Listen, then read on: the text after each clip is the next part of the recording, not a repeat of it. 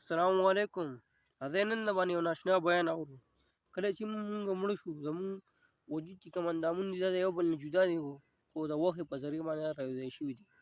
اندامونه خپلو کې یو بل ته وایي چې موږ اوس د ډېر وخت لپاره د یو بل نه جدا کېږو. نو انسان د وجود د هډوکي چې کوم دي دا په 15 ورځو کې د یو بل نه جدا کېږي. یعنې 40 ورځې چې یو انسان په قبر کې وشي دا اندام دا کوم اندامونه چې راوځای شي دا یو بل نه جدا شوي وي. نو نور بیان نه سره په دې ویډیو کې واورئ. ویډیو کوم خوښ خپل ملګرو سره شیر کړئ، زموږ د پیج سره فالو کړئ، زموږ ټیکنیکل بونیر کوم چینل چې دی هغه سره ضرور سبسکرایب کړئ. نو راځئ ځو د ویډیو طرف ته. د دې انسان نه ساوزي که نه دا اندامونه نه دي، دا ټول جدا جدا دي، دا دې غوښې یو ځای کړلې ولې ټولو ته پته ده. وایي دا یو اندام د بل اندام نه رخصتلي چې د ډېر وخت دپاره اوس زه ستا نه رخصتېږم، ځکه اوس به موږ په 15 ورځې کې ټول جدا جدا کېږو. یو اندام به جدا جدا پروت وي او بیا به یو اندام ایره ایره شي او خاورې خاورې به شي.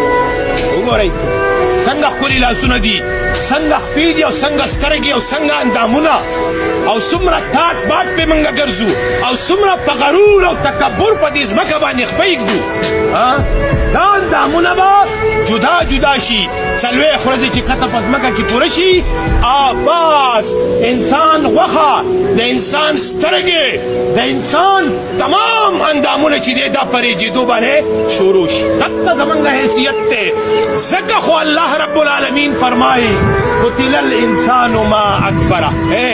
دا انسان دی تباه شي، دا انسان دی قتل شي، د څه شي منکر کړلی د الله تبارک وتعالی د ذات نه، د څه شي منکر کړلی د الله تبارک وتعالی د پیغمبر نه، د څه شي منکر کړلی د اسلام نه.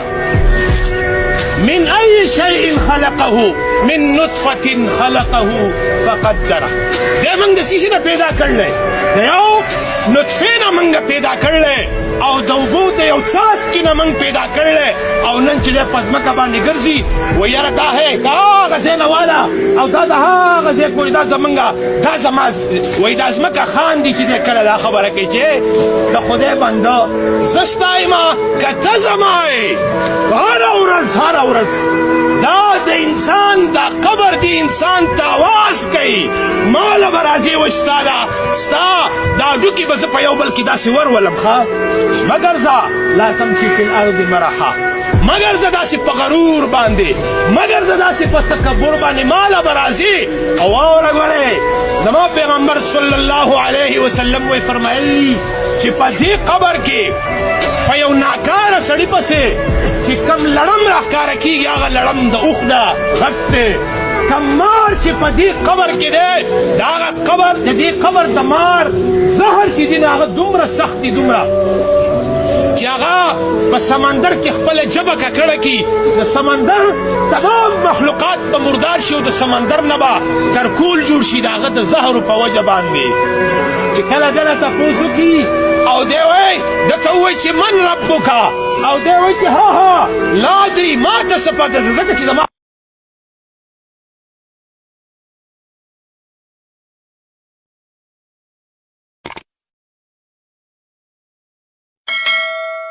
بس ملګرو ویډیو تر ځایه پورې وه.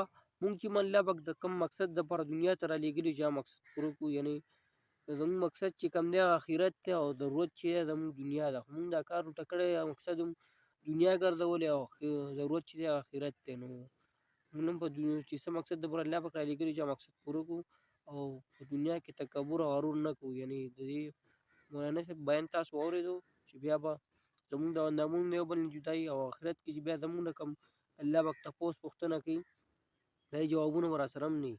چې ښه عمل هم کړی نو هغه به زموږ په کار راشي او که بد عمل هم کړی وي بیا خو الله هم دې مل شي ټول. نو ملګرو که ویډیو مو خوښه شوي خپلو ملګرو سره شیر کړئ، زموږ ټیکنیکل بونیر سره ضرور سبسکرایب کړئ او زموږ د پیج سره لایک کړئ. ډېره مننه.